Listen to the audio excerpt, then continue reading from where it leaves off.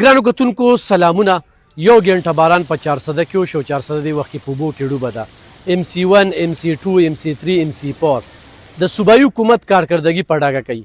دغه 5 امپیګانو 2 امنګانو بې حسي په ډاګه کوي. کورونو ته اوبه ننوتې، په کورونو کې ډېر لوی زیان کړی دی. آبادو ته ډېر زیات زیان رسېدلی دی او دا د اوبو د نکاسۍ مسله د تیرو 12 کالو راسې ده. مردان روډ باندې دې وخت کې د سمندر مثال ورکوي، د تګ شان پې نشته.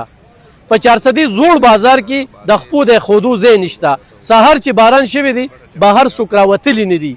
کورونو کې هغوی خپل ځان محفوظه کوي او خلکو ته په لکو لکو روپۍ زیان ورسېده. د اتوار ورځ ده، ټیمې محکمه په چوټۍ ده، ډپټي کمشنر محکمه چې څونه ده هغه په چوټۍ ده. د سیلاب خطرات هم شته. د بره نه چې کوم بیانیه راځي د هغې دپاره څه عملیات هم نشته. یوه کشتۍ ده، یوه کشتۍ، او هغه د ټوټ پوټ شکار ده. هغې له ځایي یو مشر دی چې په خپلو پیسو د جیبه ورله تیل لوړي او ورسره د هغې مرمت خوم کوي. زه دغه پښتنو ته وایم چې د ترقۍ عمل نه وینې، د صفایۍ عمل نه وینې، د روزګار عمل نه وینې، انصاف نه وینې، امن نه وینې، نو لکه تاسو بیا چا پسې شوي او څه مقصد هم دی؟ دې وخت کې د 400 ډېر بد حال دی او هغه خلک چغې وایي کم خلکو چې اوټونه ورکړي دي، د هغې خلکو کورونو ته زیانونه رسېدلي دي، کمو خلکو چې ورله کمپینونه کړي دي. هغه خلک هم پکې بوخت دي چې په دغه شپه باندې 15,000 روپۍ والي ایجنټۍ وکړي او په هغه ایجنټۍ کې چې کوم دی نو بیا نن روغ خلک هم چې کوم دی نو هغه سوځي. نه MPA په نظر راځي، نه MNA په نظر راځي، نه ډپټي کمشنر په نظر راځي او نور انتظامیه شته.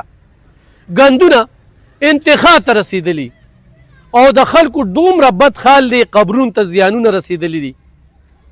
نو دا دغه 12 کالو کارکردګي د هغوی هغه راز چې کوم دی هغې راکولو کړی دی او ډېر بد حال دی.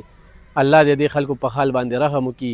دغه د بېباک رای خبرې وې چې موږ تاسو سره شریکې کړې چې دې وخت کې 400 کې د ترقۍ عمل خو د سره په نظر نه راځي او خو یو سړی و چې دلته کې ترقي شوې ده نو لږ دې را سره کینی او چیلنج سره وایم چې د سره د ټس نه مش شوي نه دي او صرف د دغې خلکو سره غم دی. رخایي رخایي رخایي رخایي باید موږ سټو، رخایي به موږ خورو، خو چې کومه خبره کوي نو رخایي نو دا نمونې چې کوم دي اسمبلۍ ته تلي د دوی چې کوم کار دی ولې هغه کار نه ترسره کوي.